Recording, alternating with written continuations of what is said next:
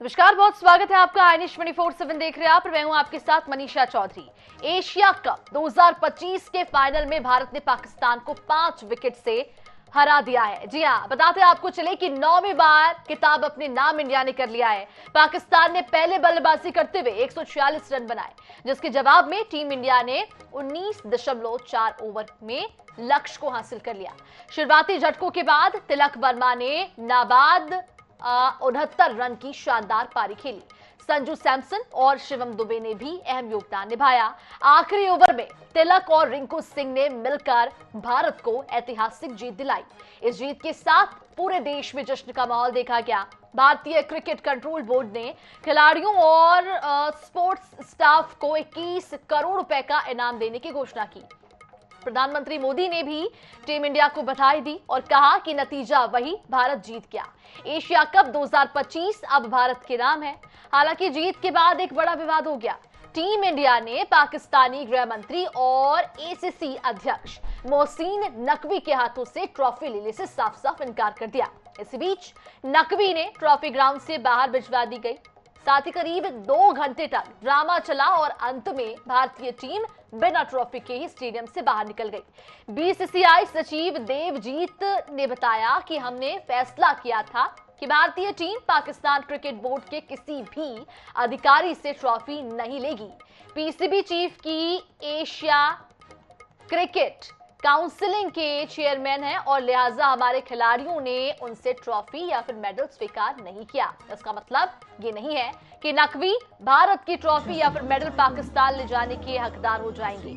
नवंबर में आईसीसी की कॉन्फ्रेंस होनी है और हम वहां नकवी की हरकत पर कड़ी आपत्ति जताएंगे। उम्मीद है कि हमारी ट्रॉफी हमें जल्द मिल जाएगी।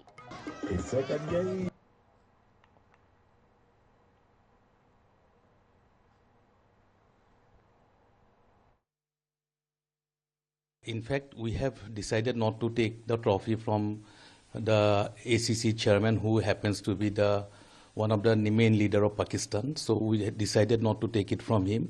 But that does not mean that the gentleman will take away the trophy with him along with the medals. So it is very unfortunate, very unsporting, and we hope that the trophy and the medals will be returned to India as soon as possible. This is definitely we are going to do. There is a ICC conference in the month of November, in the first week of November in Dubai. In the next conference, we are going to lodge a very serious and very strong protest against the act of the ACC chairperson. चलिए, इसी बीच राजधानी रायपुर से बड़ी खबर आप तक पहुंचा दें, जहां पर केंद्रीय गृह मंत्री अमित शाह का छत्तीसगढ़ का दौरा। 4 अक्टूबर को बस्तर आएंगे अमित शाह। बस्तर दशहरा में शामिल होंगे, मुरिया दरबार में भी मौजूद रहेंगे। शाह के बस्तर दौरे को लेकर तैयारियां तेज कर दी गई है। तो एक बार फिर से केंद्रीय गृह मंत्री अमित शाह बस्तर के प्रवास पर आने वाले। मुरिया दरबार में भी वो शामिल होंगे और बस्तर दशहरा में भी वो शामिल होंगे। आपको बताते चले, जानकारी के अनुसार बस्तर दशहरा जो है वो पूरे देश भर में विख्यात है, क्योंकि अब केंद्रीय गृह मंत्री अमित शाह ने भी बस्तर दशहरा को लेकर ट्वीट किया था। जानकारी उन्होंने दी थी कि इस बार मैं भी बस्तर दशहरा में शामिल हो सकता हूं और इसी क्रम में 4 अक्टूबर को केंद्रीय गृह मंत्री अमित शाह बस्तर दशहरे में शामिल होने के लिए छत्तीसगढ़ पहुंचेंगे। शाह के दौरे को लेकर तैयारियां तेज कर दी गई है और केंद्रीय गृह मंत्री अमित शाह का छत्तीसगढ़ का ये जो प्रवास है और भी कई मायनों में बहुत ज्यादा महत्वपूर्ण है, क्योंकि 4 अक्टूबर को वो छत्तीसगढ़ तो आएंगे ही, साथ ही बस्तर भी जाएंगे। मुरिया दरबार में भी गृह मंत्री शामिल होंगे। और चलिए, इस पूरे मामले पर ज्यादा जानकारी के लिए सहयोगी मोहम्मद हसन हमारे साथ जुड़ चुके हैं। हसन, केंद्रीय गृह मंत्री अमित शाह का 4 अक्टूबर को छत्तीसगढ़ का प्रवास से बस्तर वो जाएंगे, क्या कुछ जानकारी उनके प्रवास को लेकर? बिल्कुल, देखिए, बस्तर दौरे को लेकर के तैयारियां तेज कर दी गई है। केंद्रीय गृह मंत्री अमित शाह 4 अक्टूबर को छत्तीसगढ़ पहुंचेंगे और छत्तीसगढ़ में वे सीधे जो है अब बस्तर में बस्तर दशहरा कार्यक्रम में शामिल होंगे। इसके अलावा मुरिया दरबार में भी वे शामिल होने वाले हैं। बस्तर दशहरा विश्व भर में प्रसिद्ध है। ऐसे में केंद्रीय गृह मंत्री अमित शाह जो है वो इस बार बस्तर दशहरा में शामिल होने के लिए छत्तीसगढ़ दौरे पर आ रहे हैं। वहीं उनके दौरे को लेकर के तमाम तरीके की जो तैयारियां हैं वो तेज कर दी गई हैं। इसके अलावा अगर मैं बात करूं तो ये दौरा इसलिए भी महत्वपूर्ण माना जा रहा है क्योंकि मार्च 2026 तक छत्तीसगढ़ में नक्सलवाद खत्म करने को लेकर के अमित शाह ने इसकी घोषणा की थी और उसको लेकर के लगातार सुरक्षा बल भी जो है वो काम काम कर रहे हैं। ऐसे में कहीं ना कहीं बस्तर दशहरा के कार्यक्रम में शामिल होने के साथ ही वे सुरक्षा बलों के जवानों के साथ भी चर्चा जो है बस्तर में कर सकते हैं और उन्हें महत्वपूर्ण दिशा निर्देश दे सकते हैं। बस्तर दशहरा एक और जहां विश्व प्रसिद्ध है, तो वहीं उनका दौरा भी काफी महत्वपूर्ण माना जा रहा है। तमाम तरीके की जो तैयारियां हैं वो कर ली गई हैं, सुरक्षा बलों द्वारा वहां पर तैयारियां की जा रही है, क्योंकि एक बड़ा कार्यक्रम जो है कहीं ना कहीं बस्तर में होना है, जिसमें केंद्रीय गृह मंत्री अमित शाह 4 अक्टूबर को छत्तीसगढ़ पहुंचेंगे। कुछ ही समय में उनके जो आने का समय है और किस तरीके से उनके कार्यक्रम रहेंगे वो भी जो है जारी हो जाएंगे। जी बिल्कुल, तो 4 अक्टूबर को केंद्रीय गृह मंत्री अमित शाह छत्तीसगढ़ आएंगे, बस्तर दशहरे में वो शिरकत करेंगे, साथ ही मुरिया दरबार में भी शामिल होंगे। तैयारियां तेज कर दी गई है। हासन हमारे साथ बने रहिए, आगे जानकारी आपसे लेंगे। और राजधानी रायपुर से एक और बड़ी खबर आप तक पहुंचा दें, जहां पर 30 सितंबर को साई कैबिनेट की महत्वपूर्ण बैठक होने वाली है। मुख्यमंत्री विष्णुदेव साई की अध्यक्षता में यह महत्वपूर्ण बैठक होगी। दोपहर 3:30 बजे मंत्रालय भवन में यह बैठक होगी। कई अहम फैसलों पर मोहर लगेगी। प्रदेश से जुड़े कई अहम मुद्दों पर चर्चा संभव है। तो कुल मिलाकर बेहद ही अहम ये जो है कैबिनेट की बैठक मानी जा रही है। 30 सितंबर को साई कैबिनेट की यह महत्वपूर्ण बैठक होगी, और महत्वपूर्ण बैठक इसीलिए भी क्योंकि कई अहम फैसले हैं जिन पर मोहर लग सकती है। प्रदेश से जुड़े कई अहम मुद्दों पर चर्चा संभव है। तो 30 सितंबर को साई कैबिनेट की महत्वपूर्ण ये बैठक बुलाई गई है। और इसी पूरे मामले पर ज्यादा जानकारी के लिए संवाददाता हसन हमारे साथ जुड़े हुए हैं राजधानी रायपुर से। हसन, 30 सितंबर को साई कैबिनेट की महत्वपूर्ण बैठक है, कौन कौन से वो अहम फैसले होंगे जिन पर मोहर लग सकती है? बिल्कुल, देखिए कल यानी कि 30 सितंबर को साई कैबिनेट की महत्वपूर्ण बैठक जो है वो बुलाई गई। इस बैठक में मुख्यमंत्री विष्णुदेव साई की अध्यक्षता में तमाम जो कैबिनेट के मंत्री हैं वो इस बैठक में शामिल होंगे और प्रदेश के कई अहम मुद्दों पर जो है वो चर्चा की जाएगी। साथ ही अगर बात करूं तो हाल ही में अभी राजधानी रायपुर में कमिश्नर प्रणाली जो है वो लागू करने को लेकर के सरकार लगातार काम कर रही है। तो ऐसे में कमिश्नर प्रणाली समेत जीएसटी में जिस प्रकार से राहत दी गई है, तमाम अलग अलग मुद्दे हैं जिनको लेकर के कैबिनेट में जो है वो चर्चा की जाएगी। इसके अलावा कई महत्वपूर्ण फैसले भी जो है इस बार कैबिनेट की बैठक में जो है वो देखने को मिलेंगे। तमाम कैबिनेट मंत्री जो है वो इस बैठक में शामिल होंगे। प्रदेश से जुड़े कई मुद्दों पर चर्चा होगी। साथ ही आने वाले समय में किस प्रकार से सरकार को काम करना है, जनता से जुड़े जो योजनाएं हैं उन योजनाओं की समीक्षा जो है मुख्यमंत्री विष्णुदेव साई करेंगे और उसको लेकर के आवश्यक दिशा निर्देश भी दे सकते हैं। जी बिल्कुल, तो महत्वपूर्ण दिशा निर्देश भी दे सकते हैं, कई अहम फैसलों पर मोहर लग सकती है। हसन बने रहिए, आगे जानकारी आपसे लेंगे। चलिए राजधानी रायपुर से ही एक और बड़ी खबर आप तक पहुंचा दें, जहां पर रायपुर पश्चिम को मिलेगी आज बड़ी सौगात। डिप्टी सीएम अरुण साव देंगे सौगात। 3 महत्वपूर्ण कामों का करेंगे लोकार्पण। तो इस वक्त की बड़ी खबर, अहम जानकारी आप तक पहुंचा रहे हैं। क्षेत्रीय विधायक राजेश मुड़त भी मौजूद रहेंगे। गुड़ियारी में शालीबाला उमाशाला का उद्घाटन करेंगे। दीक्षा नगर में भी कार्यक्रम रखा गया है और हीरापुर चौक वीर सावरकर वार्ड में भी ओवरब्रिज कार्यक्रम रखा गया। ओवरब्रिज का भूमि पूजन किया जाएगा, जिसमें भी वो शामिल होने वाले हैं। तो कुल मिलाकर काफी अहम दिन माना जा रहा है आज। और डिप्टी सीएम अरुण साव सौगात देंगे आज, सौगातों का पिटारा वो खोलेंगे। 3 महत्वपूर्ण कामों का लोकार्पण करेंगे और क्षेत्रीय विधायक राजेश मुड़त भी इस दौरान मौजूद रहने वाले हैं। गुड़ियारी में शालीबाला उमाशाला का उद्घाटन वो करेंगे। दीक्षा नगर भापा वार्ड में भूमि पूजन करेंगे। हीरापुर चौक वीर सावरकर वार्ड में ओवरब्रिज का भूमि पूजन करने वाले हैं। डिप्टी सीएम अरुण साव आज कई महत्वपूर्ण सौगात प्रदेशवासियों को देने वाले हैं। 3 महत्वपूर्ण कामों का आज वो भूमि पूजन करेंगे। क्षेत्रीय विधायक राजेश मुड़त भी इस दौरान उनके साथ मौजूद रहने वाले हैं। इसी पूरे मामले पर ज्यादा जानकारी के लिए सहयोगी हसन हमारे साथ लगातार बने हुए हैं। हसन, डिप्टी सीएम अरुण साव आज सौगातों का पिटारा खोलने वाले हैं। कई महत्वपूर्ण सौगात आज वो प्रदेशवासियों को देने वाले हैं। कौन कौन से वो सौगात हैं? बिल्कुल, देखिए निश्चित रूप से रायपुर पश्चिम को आज बड़ी सौगातें जो हैं वो मिलने जा रही है। 3 बड़े कामों का लोकार्पण जो है वो उप मुख्यमंत्री अरुण साव जो है वो करते हुए दिखाई देंगे, जिसमें शामिल है गुड़ियारी में शालीबाला उमाशाला का उद्घाटन जो है वो मुख्यमंत्री अरुण साव करेंगे। इसके अलावा दीक्षा नगर बापा वार्ड में भूमि पूजन कार्यक्रम रखा गया। इसके अलावा हीरापुर चौक में जिस प्रकार से हमने देखा कि वहां पर ओवरब्रिज जो है वो स्वीकृत किया गया, उसका भूमि पूजन जो है वो आज किया जाएगा और ओवरब्रिज का काम किया जाएगा। कहीं ना कहीं जिस प्रकार से क्षेत्र की जनता को लगातार ट्रैफिक की समस्या से जूझना पड़ रहा था, और वहीं अब इस ओवरब्रिज के बनने से कहीं ना कहीं क्षेत्र की जनता को एक बड़ी राहत मिलेगी। 3 बड़े लोकार्पण और भूमि पूजन का जो काम है। आज उप मुख्यमंत्री अरुण साव करेंगे। इस दौरान क्षेत्रीय विधायक राजेश मूणत भी उनके साथ मौजूद रहेंगे। निश्चित रूप से रायपुर पश्चिम की जनता के लिए कहीं ना कहीं आज एक बड़ा दिन है, क्योंकि सौगातों का पिटारा जो है वो उनके लिए खुलने जा रहा है। जी बिल्कुल, तो रायपुर पश्चिम की जनता के लिए बड़ा दिन है, सौगातों का पिटारा खुलेगा। डिप्टी सीएम अरुण साव आज कई सौगात देंगे। हमारे साथ जुड़ने के लिए, जानकारी साझा करने के लिए बहुत शुक्रिया हसन आपका।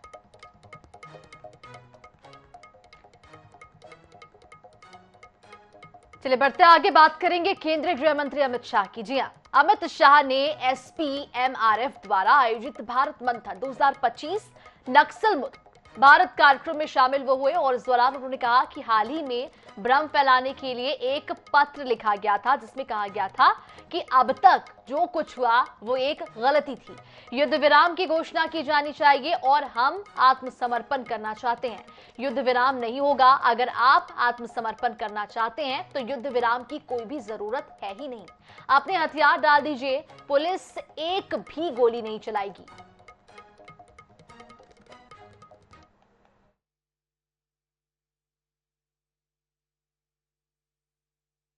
मैंने ही एक स्टेटमेंट दिया है कि 31 मार्च 2026 तक ये देश नक्सलवाद से मुक्त हो जाएगा। बहुत सारे लोग ऐसा मानते हैं कि नक्सलवाद की हथियारी गतिविधियां समाप्त होने के साथ ही नक्सलवाद की समस्या समाप्त हो जाएगी, मगर ऐसा है नहीं। इस देश में नक्सलवादी समस्या क्यों पनपी, क्यों बढ़ी, क्यों विकसित हुई, इसका वैचारिक पोषण किसने किया। और जब तक भारत का समाज ये थियोरी का, ये नक्सलवाद के विचार का वैचारिक पोषण, लीगल समर्थन और वित्तीय पोषण करने वाले समाज में बैठे हुए लोगों को समझ नहीं लेता है और उन लोगों को हम वापिस नहीं लाते हैं, तब तक नक्सलवाद के खिलाफ लड़ाई समाप्त नहीं हो जाएगी। भाजपा प्रदेश में आत्मनिर्भर भारत संकल्प अभियान चला रही है। भाजपा के मुख्य प्रवक्ता और सांसद संतोष पांडे ने रायपुर में आयोजित प्रेस वार्ता में आत्मनिर्भर भारत संकल्प अभियान की जानकारी दी। सांसद रूप कुमारी चौधरी और प्रदेश महामंत्री नवीन की मौजूदगी में सांसद पांडे ने कहा कि हर घर स्वदेशी का संदेश प्रधानमंत्री मोदी ने दिया। स्वदेशी अभियान के तहत छत्तीसगढ़ के संसाधन, बस्तर आर्ट और पर्यटन को मुख्यमंत्री विष्णुदेव साय प्रोत्साहित कर रही हैं।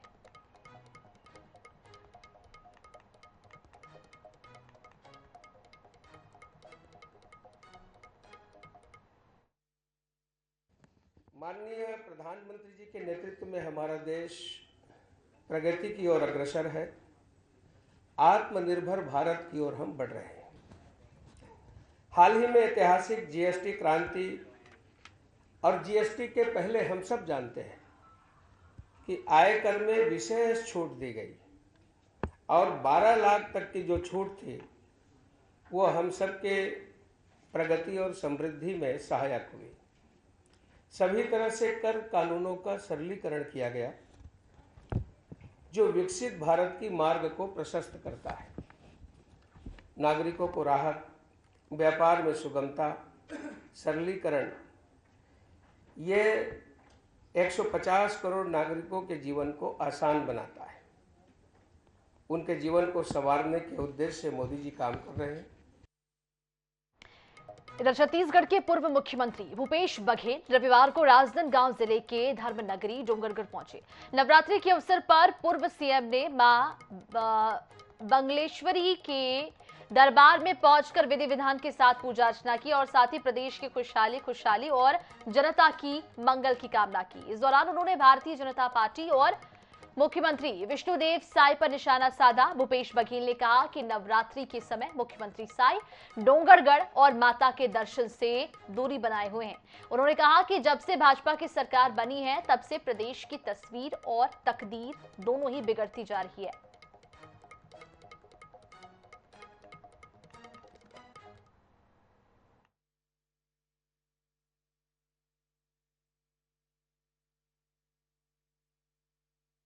वैसे भी माता के दर्शन करना तो आसान है हमारे छत्तीसगढ़ में सभी तरफ, चाहे आप डोंगरगढ़ की बमलेश्वरी की बात करें, रतनपुर महामाया की बात करें, चाहे दंतेश्वरी मैया की बात करें, बिलई माता की बात करें, चाहे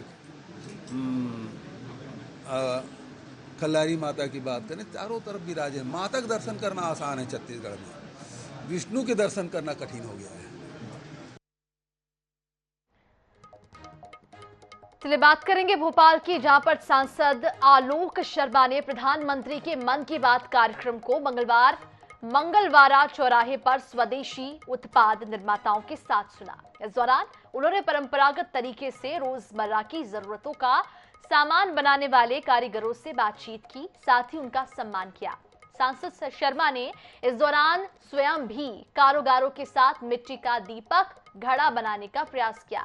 इस दौरान सांसद आलोक शर्मा ने हस्तशिल्प कलाकारों को 5-5 हजार रुपए की आर्थिक मदद देने की घोषणा की। इसी के साथ स्थानीय कारीगरों को पीएम आवास योजना में मकान दिलवाने का आश्वासन भी दिया।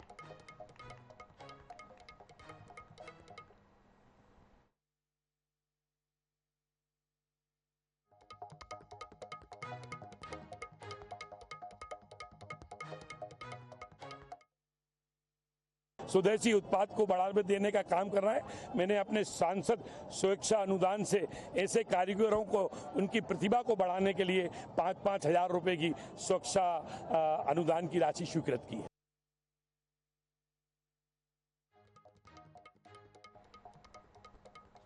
चलिए बात करेंगे राजधानी रायपुर की, जहां पर रायपुर में 4 अक्टूबर से 8 अक्टूबर तक पंडित धीरेन्द्र कृष्ण शास्त्री की कथा की तैयारी चल रही है। गुड़ियारी के दहीहांडी मैदान में होने वाली कथा में लाखों की संख्या में राजधानी सहित पूरे प्रदेश भर से लोग इकट्ठा होंगे।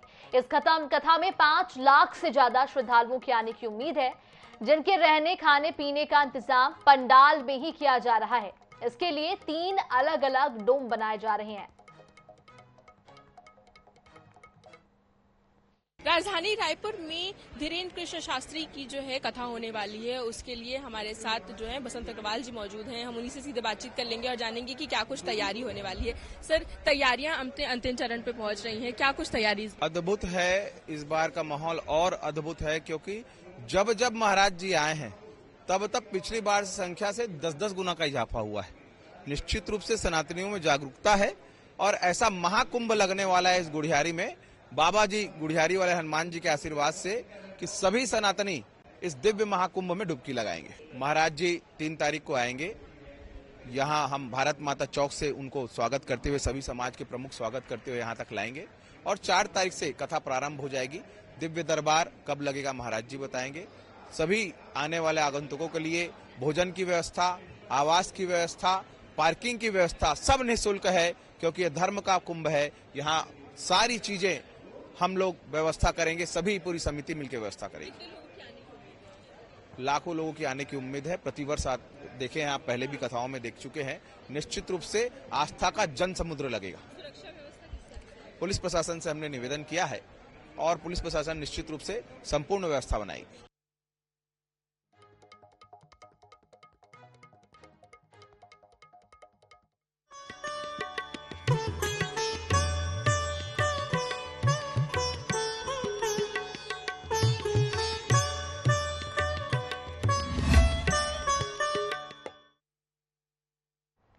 चलिए अब बात कर लेते हैं आदि शक्ति की आराधना की। भारत के मंदिर सिर्फ आस्था और भक्ति के स्थल नहीं, बल्कि राजनीति और सत्ता की दिशा तय करने वाला केंद्र भी माना जाता है। और इसीलिए मध्य प्रदेश के दतिया में स्थित विश्व प्रसिद्ध तांत्रिक शक्तिपीठ मां पीतांबरा मंदिर को राज सत्ता की देवी भी कहा गया है, क्योंकि देश के प्रधानमंत्री से लेकर विपक्ष के बड़े बड़े नेता यहां पर मत्था टेकने के लिए पहुंचते हैं। हमारे इस खास रिपोर्ट में जानिए कि उस शक्तिपीठ की कहानी क्या है, जहां सिर्फ भक्ति ही नहीं बल्कि सत्ता की पूंजी भी छिपी हुई है। इस रिपोर्ट में देखिए। दतिया के पीताम्बरा शक्तिपीठ मंदिर में देवी बगलामुखी के विग्रह की स्थापना सन 1935 में पीठाधीश्वर स्वामी जी महाराज ने कराई थी। घने जंगलों के बीच साधना से जागृत इस पीठ को तंत्र मंत्र की प्रयोगशाला माना जाता है। देवी बगलामुखी अर्थात शत्रुहंता पीताम्बरा मां यहां विराजमान है। यही कारण है कि राजनीति में विजय पाने और राज्य सत्ता हासिल करने की कामना से नेता यहां बार बार आते हैं। साधना सिर्फ भक्ति नहीं है बल्कि राष्ट्र और समाज की रक्षा के लिए भी होती रही है। यही कारण है कि मंदिर राजनीतिक नेतृत्व को आकर्षित करता है। भगवती राजराजेश्वरी मां पीताम्बरा माई पूर्ण विग्रह रूप में विराजमान है। राजनेताओं को इसलिए भाती है कि राजनीति में की सत्ता को दिलाने वाली देवी है। यहाँ बड़े बड़े इंदिरा जी ने यहाँ पे आके अनुष्ठान कराया, लाल बहादुर शास्त्री जी भी आए, स्वामी जी महाराज की ख्याति पूरे वर्ल्ड में है। मंदिर में राष्ट्रपति से लेकर प्रधानमंत्री तक मां के दरबार में माता के हाजिरी लगा चुके हैं। भारत के गृह मंत्री अमित शाह, रक्षा मंत्री राजनाथ सिंह से लेकर कांग्रेस नेता प्रियंका गांधी, केंद्रीय मंत्री ज्योतिरादित्य सिंधिया, जेपी नड्डा तक हाजिरी लगा चुके हैं। उत्तर प्रदेश के मुख्यमंत्री योगी आदित्यनाथ हो या मध्य प्रदेश के दिग्विजय सिंह, शिवराज सिंह चौहान या उमा भारती, लगभग हर दल के बड़े नेता यहां मत्था टेकते रहे हैं। भक्ति और सत्ता के संगम को देखकर मंदिर को राज्य सत्ता की देवी कहा जाने लगा। राजनेताओं को कहिए और अधिकारियों को भी कहिए, और जुडिशरी के भी बहुत से अधिकारी न्यायाधीश लोग आते हैं और दर्शन करते हैं। ये निश्चित रूप से स्तंभन की देवी है और जिह्वा को तो पकड़ती ही है, आपको मालूम है। तो इस वजह से भी लोगों का एक आकर्षण माई के प्रति है। हाँ, राजनेता भी आते हैं, सामान्य जन भी आते हैं, सभी लोग आते हैं और अनुष्ठान कराते हैं। पीताम्बरा मंदिर में चारों दिशाओं के देवताओं का समावेश है। देवी धूमावती का रहस्यमय मंदिर, मोक्ष प्रदान करने वाला हरिद्रा कुंड, प्राचीन महादेव, बटूक भैरव और श्री पीठाधीश्वर का विग्रह, यह सब मिलकर इसे एक अद्वितीय शक्ति केंद्र बनाते हैं। हम तो भक्त है माता के और हर शनिवार कानपुर से जो है अपने मित्रों के साथ यहाँ दर्शन करने आते हैं। माई के अपूर्व शक्ति प्रदान है और इसी तरह भक्ति में मैं आता रहता हूँ और माई से कृपा है कि हमेशा इसी तरह बुलाती रहे। ये सत्ता की देवी है, यहाँ पे आप जो मांगेंगे वो मिलेगा। हम लोग तो हर शनिवार यहाँ माई की कृपा ऐसी है कि आते रहते हैं, वो इसी तरीके से बुलाती रहे हम लोगों को। हर एक नेता, आप राहुल गांधी को ले लीजिए, आप योगी आदित्यनाथ को ले लीजिए, केशव प्रसाद मौर्य, हर एक बड़े से बड़ा नेता यहाँ पे आता है। यहाँ हर शनिवार को विशेष पूजा होती है और खासकर चुनावी मौसम में नेताओं का तांता लगा रहता है। भक्तों का मानना है कि मां पीताम्बरा की कृपा से न सिर्फ शत्रु पर विजय मिलती है बल्कि सत्ता का मार्ग भी प्रशस्त होता है। INH न्यूज के लिए दतिया से राजीव मिश्रा की रिपोर्ट।